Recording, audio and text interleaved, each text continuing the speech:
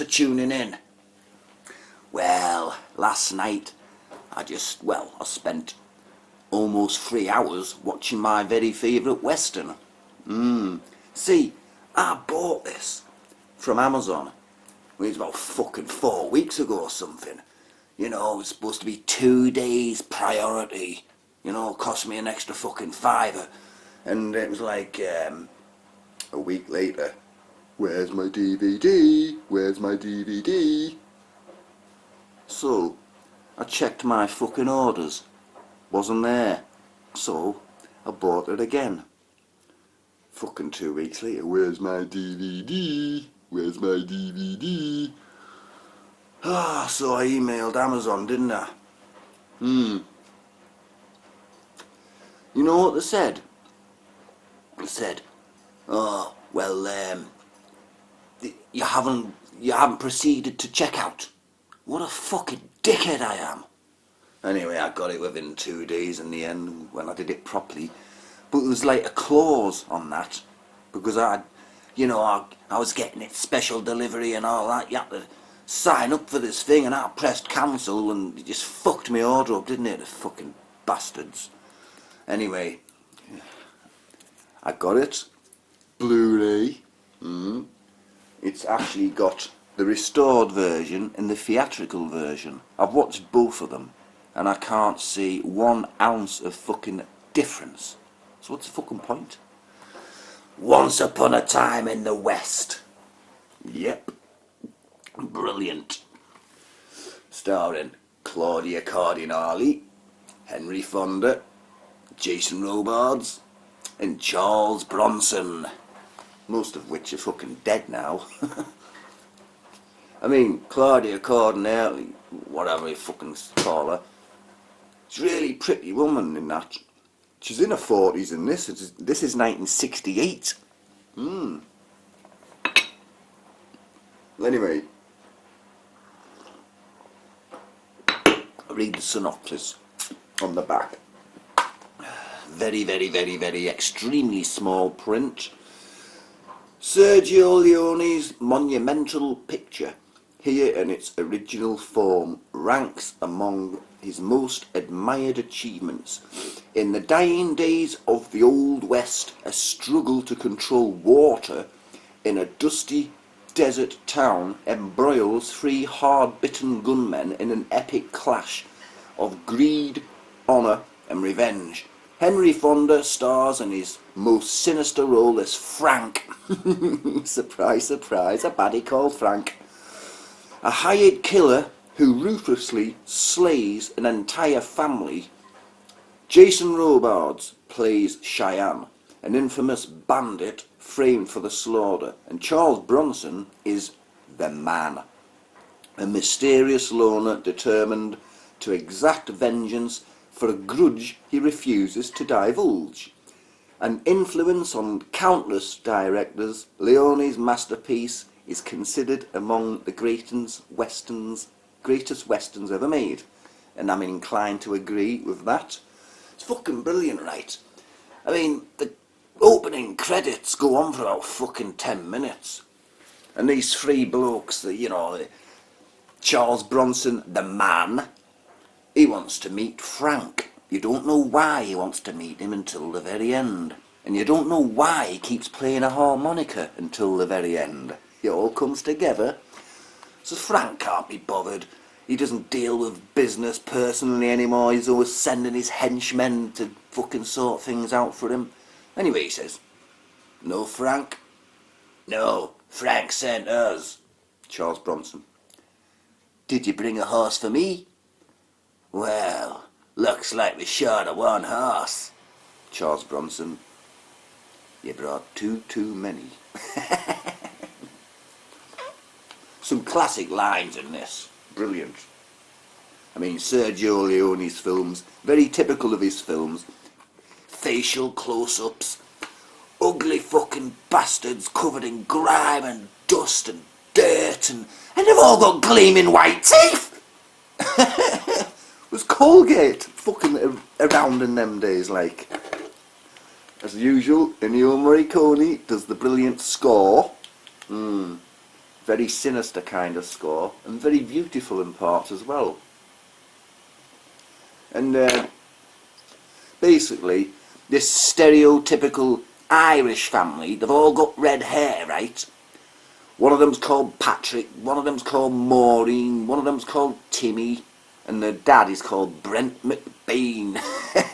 And Maureen happens to be singing Danny Boy just before she gets shot. Yeah, Frank is a sinister, cold villain in this. He doesn't give a shit about anybody but himself. I mean, I've read somewhere that he plays the coldest villain in screen history. Well, there's been a lot of those, hasn't there? And most of which have been called Frank! Just like the character in my novel, Frank Hackett.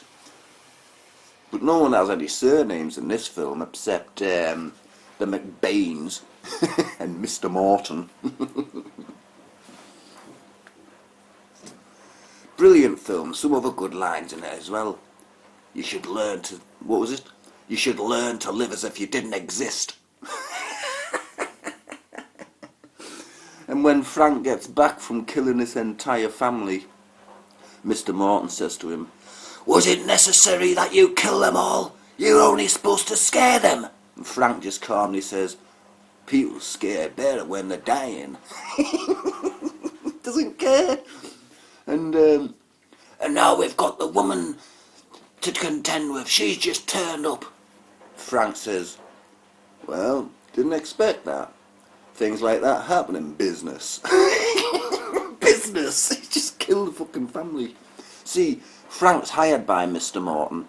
For decades he's been clearing all the obstacles from the railroad so they can, get rid of anyone who's living nearby. And so he's killed that many people, he doesn't even know who he's killed. He can't remember half of them. And, remove obstacles. In other words, just murder loads of people. Get them out of the way so they can progress with the railroad. See, Mr. Morton, him in his little train, he's riding around in his train all the time. It's like his toy or something. He wants to see the ocean before he dies.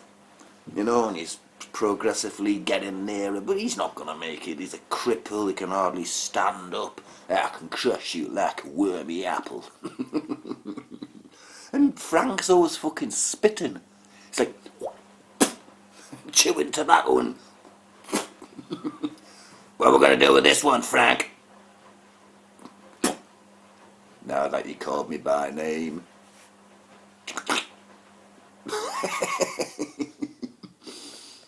And some of the backdrops, yeah, I think the backdrops, they're not real clouds. I could be wrong, but they're not even fucking moving. Yeah, Monument Valley's real. Look, they're really going through that, but look at the clouds.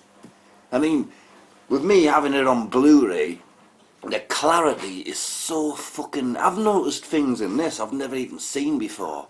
Just little daft details like that.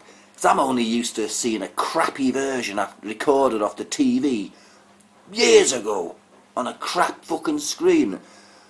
Not a 50-inch plasma, fucking Blu-ray. It's brilliant. Brilliant. I'm going to watch it again tonight. Maybe. Or tomorrow night. And when the son doesn't turn up to pick her up from the train station, she makes her own way to... And anyway, this bloke Sam, he stops off when he's giving her a lift to the McBain farm. He stops off at this kind of watering hole thing. It's absolutely fucking full of scumbags and that. And, there's a bloke in there shaving his legs. And that's when Cheyenne turns up. The man with the harmonica's already in there. He's been shot at the beginning. Anyway, they're having a bit of mess about. And when Cheyenne's about to leave with his men, Charles Bronson grabs one of them. Cheyenne says, "You interested in fashions, harmonica? I saw 3 of these dusters a short time ago." "So?" "Inside the dusters were 3 men. Inside the men were 3 bullets." "Ah, that's a crazy story, harmonica." "For 2 reasons. 1, There's nobody around these parts got the guts to wear those dusters except Cheyenne's men. And 2, Cheyenne's men don't get killed. Does that surprise you? Yeah. You have a high mortality rate. Your friends have a high mortality rate, Frank. First 3, then 2. It's a brilliant film, honestly. Brilliant film. Once Upon a Time in the West. I mean, The Good, the Bad and the Ugly is a good film as well, but there's too many fucking historical mistakes in it. Yeah. And anyway, it all comes together at the end, and some brilliant characters, and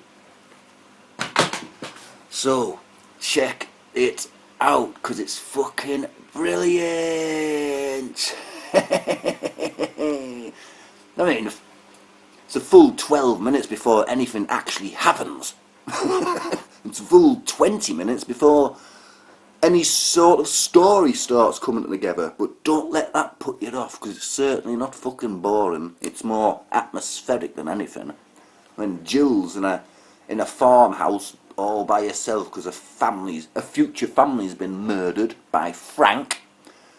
She keeps getting visitor after visitor because they think, oh, the farm must be worth something if somebody's willing to kill all the fucking family. So they're all sniffing money and fortunes, so they're all turning up. First, fucking harmonica man turns up, and then the next day, fucking Cheyenne turns up looking for money. Then the next day, or the fucking same day, Frank turns up and fucking, I think he kidnaps her or something. And takes her somewhere and rapes her and all that, and he's a fucking bastard. And anyway, I'm not going to tell you too much about the plot. See you later, hammerheads! Oi, mate! I'm trying to get some fucking sleep, you bastard!